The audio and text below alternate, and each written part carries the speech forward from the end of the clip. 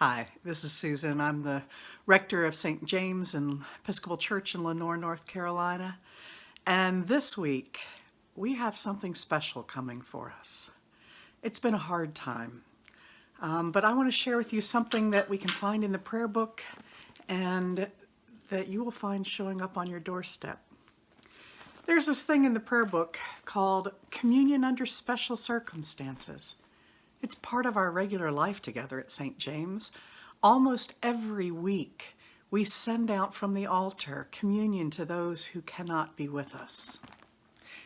To read from the prayer book, this is page 396 if you want to look it up for yourself. It says, "This form is intended for use with those who, for reasonable cause, cannot be present at a public celebration of the Eucharist." I think that's all of us now, isn't it? For reasonable cause, we cannot be present at a public celebration of the Eucharist. A lot of people from the parish have expressed to me their deepest hunger to share in communion again together, to share that Eucharist.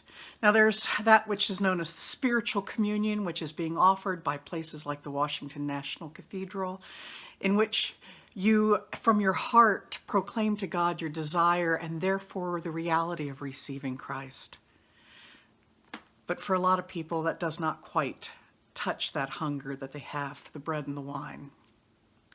Now there's debate across the church right now about virtual consecration, in which you would find a piece of bread and a little wine in your own home, and I would do a service and reach out or something. Mostly theologically, that is being, it's being debated. It is expressly prohibited here in this diocese and across most of the Episcopal Church, including by our presiding Bishop Michael Curry. So knowing that communion under special circumstances is already part of our theological heritage, our prayer book heritage, and our weekly worship here at St. James. It's part of our actions and our theology. The vestry and I, in consultation, decided that this is the direction we'd like to go.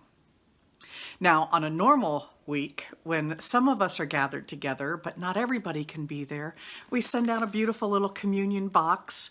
It has some bread and wine that's been consecrated there at the altar. And one of our lay people take it from that service and take it to someone's home. And they enter that home and they share the bread and the wine that has been consecrated as part of the larger service with all of us. And they share that in the context of reading the day's gospel and doing a few prayers together. That part can't happen either. We can't come into each other's homes at this time. But what we can do is offer the communion to come and then together gather online to share in the gospel and in the prayers and then to receive. So what will happen this week? You'll receive communion to go. The vestry will be taking out small disposable boxes of consecrated communion. This coming Saturday, I will consecrate enough for all of us and pack it up in little boxes. And the vestry will bring it to you. They've each been assigned different places to go, and you will receive this on your doorstep. In it, there's nothing in this one, but there will be a little plastic bag that will have enough wafers in it for your family. In this little box as well, you will find the wine. This is not consecrated. I was just testing to make sure it was water leak-proof, spill-proof. We got to take care of this while we do this. So you'll have enough of those. It's just about a ½ ounce portion in there.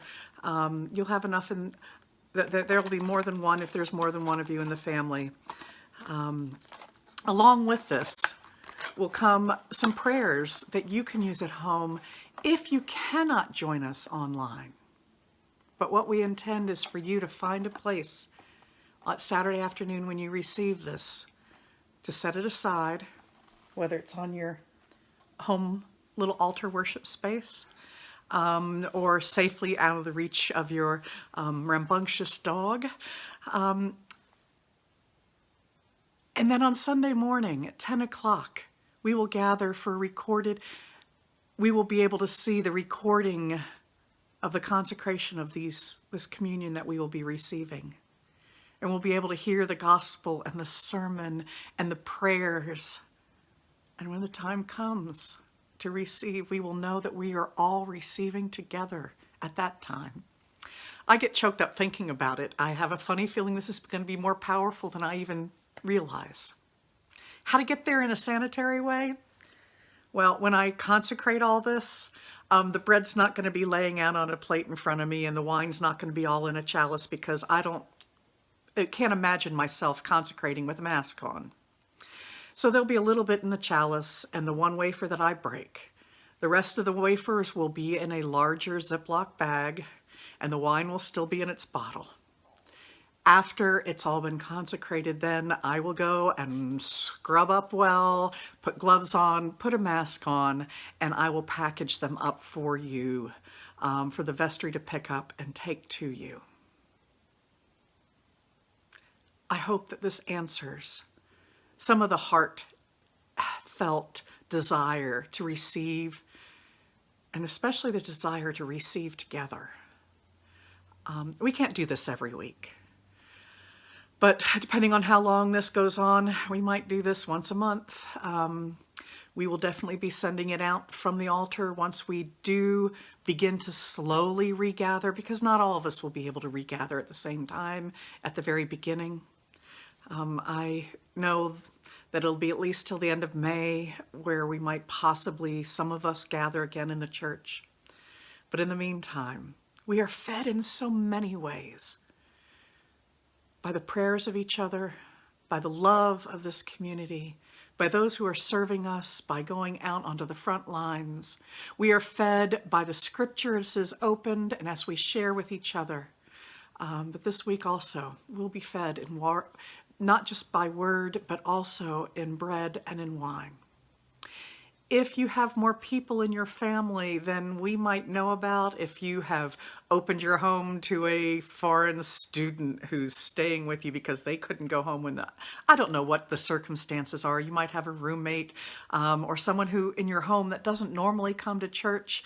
Let me know and I'll make sure we pack up enough communion for everyone within your home who would like to receive. If you don't wish to receive, and let me know ahead of time, we'll make sure you don't get a packet, a little box. But if you do receive it and you don't wish to consume it, I ask that you take it outside, and anything that you don't consume, please pour it on the ground or bury the wafer. God's love is poured out on this whole world. And that's a very powerful symbolic way of offering that and allowing that consecrated bread and wine to return to God's world.